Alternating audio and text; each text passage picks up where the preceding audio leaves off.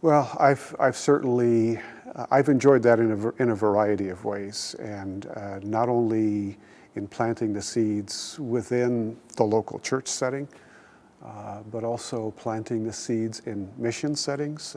Part of my life has been going on mission trips, and those have been very important to me as a foundational element of my own belief system, if you will. And so they have been and are very, very important to who I have become. And but also just planting the seeds within the local church and watching how, not just in my ministry, but in other people's ministries, including my own spouse's ministry, how certain lay people that perhaps, had not been seen as having leadership skills or didn't come forward with that, suddenly start to blossom and really become leaders in the church and sort of catch fire, and their fire in turn sparks fires for other people. And I've seen that certainly in the church that I serve now, where that has happened to a number of people who have become really forward-thinking people, and that's exciting. And I hope that at least in some little tiny way I've been a part of that.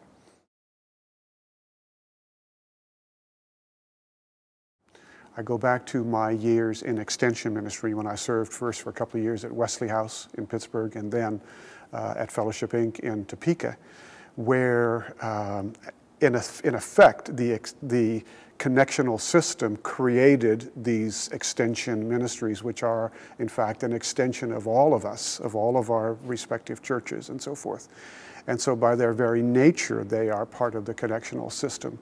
And during those years in particular, I experienced it so much more directly because in my role as the director of those ministries, I was in the connection as a speaker, as a preacher, and so forth. And so I became so much more connected to and familiar with the various churches in the district where those ministries were placed. And so that really made me aware of how dependent that ministry was. It also brought with it the frustrations that went with that. So it wasn't that everything about that was positive, because there were times when I would get very frustrated about our connection not working so well to allow those ministries to flourish.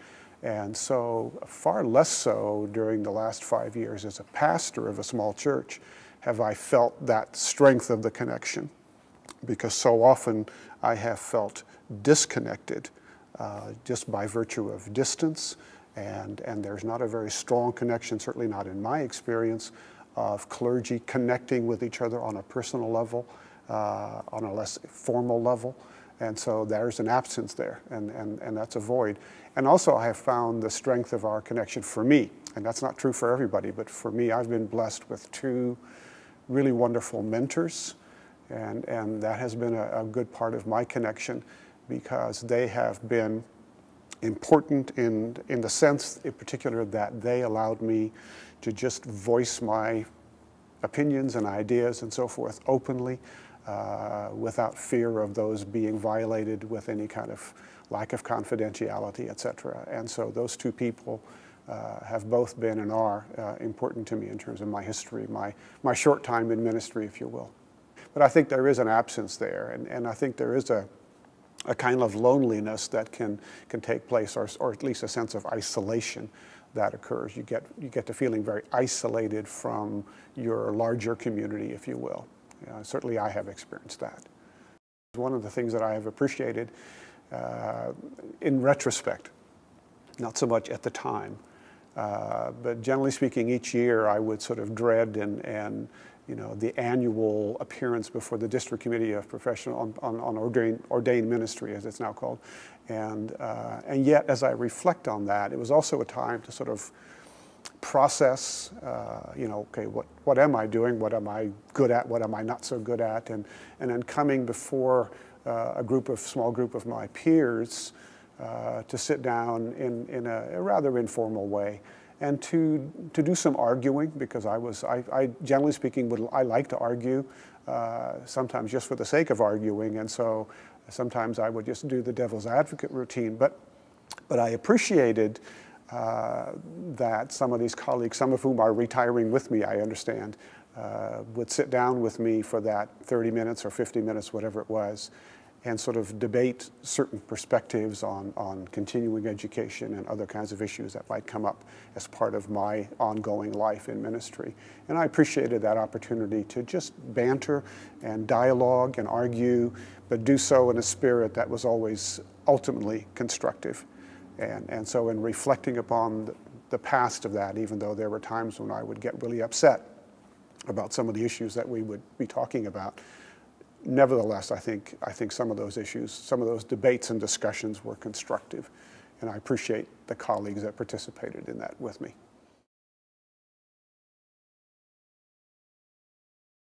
I know that, I don't know how one goes about doing that, but I know that laity certainly don't have a very strong sense of connection. So when we talk about the connection, as a general rule, what we're talking about is how clergy connect.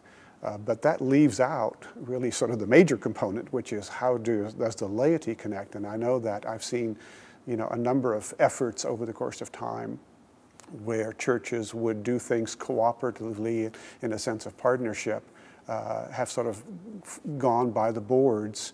And I think that's unfortunate, because I think the connection, for example, small churches such as the one I'm serving now, we have no youth program. And yet there are other churches that have some youth programs. Why it isn't possible for churches that are really not that far apart to work together cooperatively in a spirit of love and so forth, to have the connection work so that the youth program can serve not just the youth of one small church, but maybe 3 or 4 small churches that all combine their resources, to make that happen. And I think that's a failing. And I don't know, I don't have the answer to that, because I've been part of that failing, I think, in a sense. And so if I were to look at something, that might be something that we ought to be looking at as a way of strengthening the full connection. I mean, we even have a difficult time, as do other small churches. We even have a difficult time getting anyone to serve as a lay delegate to annual conference from our church. And not just our church. Many churches are having a difficult time with that lots of smaller churches are not represented and do not have a voice, therefore, from the laity at annual conference. And that's a shortcoming, and that needs to be addressed as to what do we do about that? That's not a good thing, and I think that's a shortcoming of our connectional system, perhaps, that we may need and want to address in the future.